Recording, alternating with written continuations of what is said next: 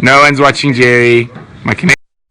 Turn your Wi-Fi off. Wi-Fi off. Wi-Fi off. Off. Brent will beat you with a stick. Yes, right now. Brent, fourth glass red wine. I'm okay. We still. Take I don't know if we're live.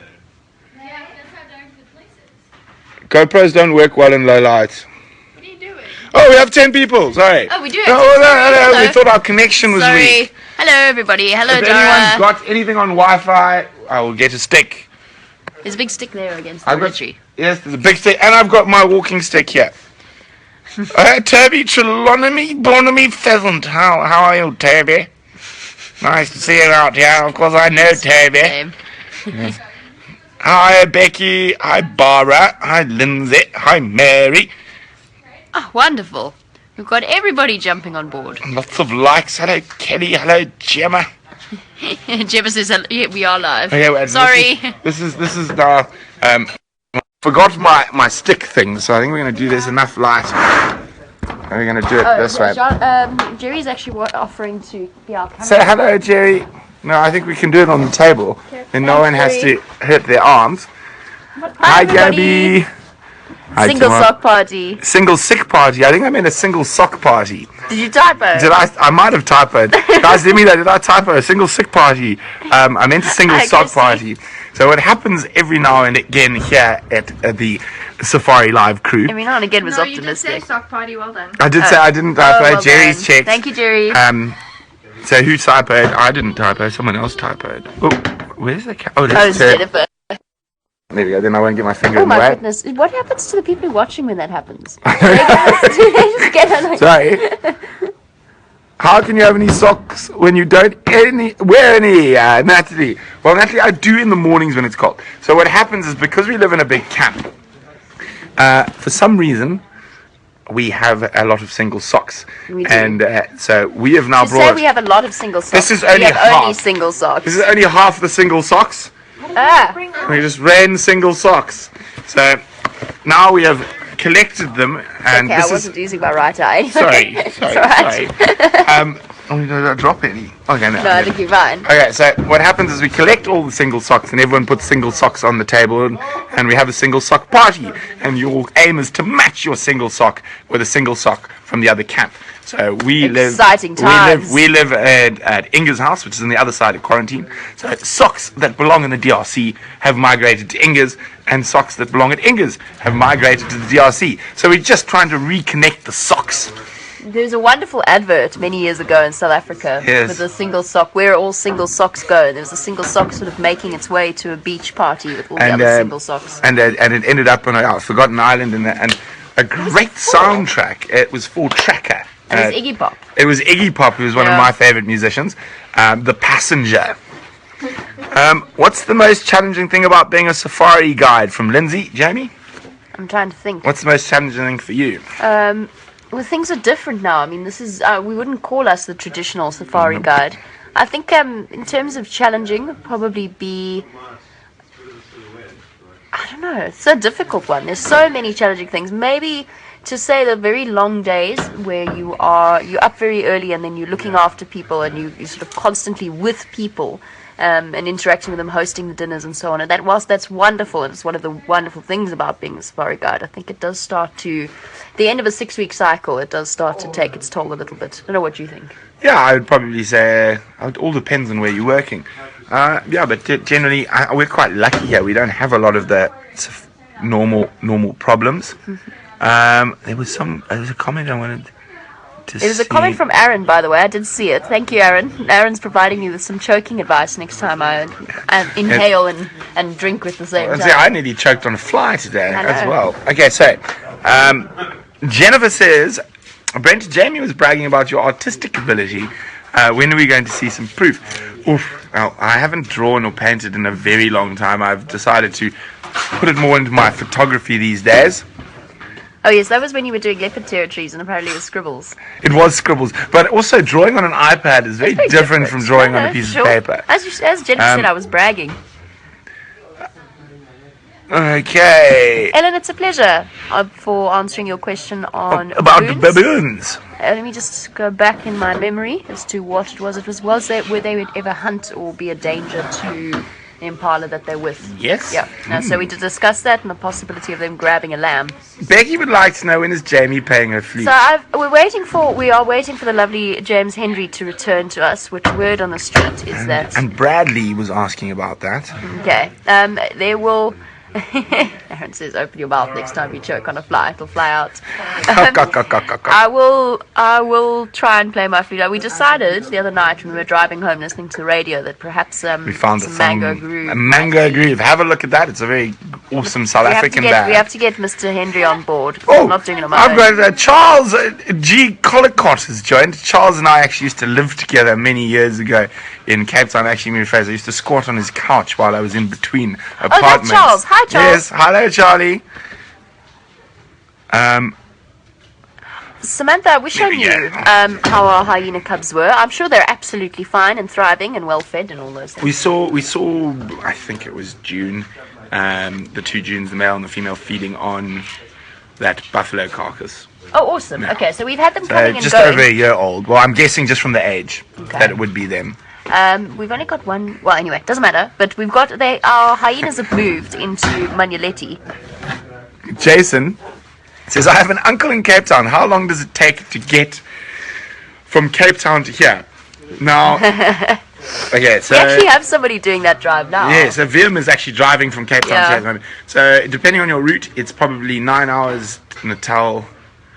Another 9 hours? No, more. So it's about 17 hours. It must be. Isn't it 17 hours from Joburg? You are right. So, add another 5. It's a day. 20, it's a day. 22 hours. Straight driving. So, you can fly, of course, directly from Cape Town to either Nelspruit or Hoedspruit. It would be a much easier option. It's a Yes. long drive, but there's some really awesome places to stop along the way. Kayan is wondering about the gorilla video. Guys, it is in Joburg with our editors. It'll be out So excited. next week, from It's what gonna I be hear. amazing. So Carol's also wondering about the gorillas, and I said next week at some point we should hopefully have that Safari Live story out. I'm looking forward to it. I'm really, really excited. And well, apparently, one interesting thing is the baboons around. And Cynthia, I'm not sure what you mean. Update on the baboon debrief. Baboons debrief. They were the only thing I can update you on was that they were at the Djuma Dam this evening, and they've gone to sleep now around the Gallego camp or Voyatella camp, somewhere up in the trees there. I saw them while I was walking around looking for those mating leopards. Did you? Susie, yes, any updates from Wonder? Yes, next week. The video is coming next week. Yeah, Ken, yay! So excited. I suppose Jason would be used to long drives in the States. Yes, it's a very big country. We think of South Africa as big. I think the States is... It's massive. yeah, it's just a little bit bigger. And I remember my last trip to the States. We drove across the whole of Florida, which is quite a narrow part of the States, and it's still a fair distance. Oh, it's awesome. I mean, what's the largest? Alaska's the largest state, and Yes, then Texas. Yeah. Yes. Texas. I think Arizona is also quite big. Yeah. I don't know. I've never been to the States. One day. Yes. One day. Jason, come to see the wildlife in person. Yes. Hello, James. Hello, Donna. Oh, Donna can't wait to see the gorilla Me neither. outfit. Jennifer's informing Jason you can get cheap flights from Cape Town. Well, look, the exchange rate works In your highly in your favour. favor for all of you planning a trip. Thank you very much, Cheryl. Cheryl says, love you all from New thank you, Brunswick Cheryl. in Canada. That's wonderful to have you. Okay, here we go. Nancy, There we go. You want to take that Nancy one? wants to know when James and Brian return. James will be returning to our shores Sunday. And Brian Tuesday. There you go. So they will be on their way. Nobody, I don't know. We'll have to chat to Brian before he gets back here. I feel as though he needs a little bit of a pre-warning. Yes. Okay, I'm going to go show you something very sad. We need I another don't know if we torch. should do it. I don't know if we should do it on this. Though, Yes, 'cause but he you're might not see allowed it. to tell Brian. But Brian might watch it and then he'll be really sad. 'cause You're none of not us allowed told to us- tell told Brian. him. Jerry! Producer! Where's it hiding? We need a torch. Here you go. Ah. I think she's... So, this is a very Is this closed a good area. idea? I don't know. You better Paul mention Brian. Brian And we might have before- to tell him. But no, we're not. Don't tell Brian. Don't tell Brian. Okay, so what happened is it is a drought, and a male bushbuck decided to come. And unfortunately for Brian, let me just turn my camera around. Hold on, do you want to... Yes, there we go. We're This is very sad. So these were lovely big sunflowers, and the bushbuck left. What is it? It's a love grass. Yeah. And so the bushbuck left the indigenous love grass, but it ate all of Brian's sunflowers. And I mean, can you hold for me there, Jamie? So I mean, they must have been quite devastating. About this high. I mean, so unfortunately, the bushbuck was hungry, and it managed to sneak in, but leave the indigenous love grass. I'm really sad. I'm really sad for Brian. He was proud. so good to those flowers. And he was very proud of his flowers. Okay, so unfortunately, that's very, very sad. Sorry, Brian.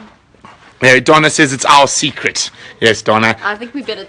I think it'll be worse if he's forewarned that his things have been eaten. Oh, no, Roseanne, oh no! Past. Donna, I love science. Jason, bushbuck was hungry. Terence thinks it's quite funny. He just says ha ha. Ken says no. And so yes, unfortunately for Brian, his plants got eaten. I'm probably sure he's going to come up with a contraption to keep the bushbuck out of them. Absolutely. I think they'll grow back. It's just they were so proud when the first flowers came out. Mary's also had her sunflowers beheaded, but by squirrels. I thought Mary meant she beheaded the squirrels. Yes, no, it mustn't behead the squirrels. I'm sorry, I completely misread that. That's not what Mary meant at all. James Richard, good idea. Brian should do a sunflower in memoriam. Very good idea. Sunflower sprouts are good. They are. Just ask the local bushbuck. He's a very nice big male. We often see him sleeping next to the vehicles. He's there now. Is he there? Is he next to the cars? I didn't see him. Okay. Bad bushbuck, Eileen. Yes. No, I think that the bushbuck's the fattest bushbuck in the Sabi Sands during the drought. Yes, he's doing very well. And I think it might make another turn to even shorten those sprouts a bit more. But guys, it's been great catching up with you been wonderful to on see you Facebook. And thank you for all over. Wait, I'm going to take one more. How do you get over your fear of creepy crawlies and spiders? Immersion therapy. It's done wonders for my brother. He's definitely changed. He's got. I mean, look, it's still there, but it's quite fun to terrorize him. Shame, but it definitely has improved. Hi, Anne. Sorry, Anne, you're jumping on board as we're saying goodbye. Yeah, so we're about to say goodbye. We're going to go sit by the fire and burn some meat for dinner. And hungry. We're all quite hungry. And a lovely roaring campfire awaits. So we will see you in a couple of hours. Very soon. Very short nights for us here. So we all go to bed quite early. And I will see you tomorrow, and so will Jamie. Yes, absolutely. And Aaron, keep watching at work. Yes. We love it. Yes. You're very naughty, Aaron. Angus. It's not Jamie's brother is watching, and he has commented rubbish. His fear of creepy crawlies is not improved. Well done, Angus. Touche, Angus, touche. Hope you're having fun with Mom and Dad. Okay, guys. Well, from us, we're going to go get some dinner and sit by the fire. So we'll see you in a couple of hours. Bye-bye. Bye.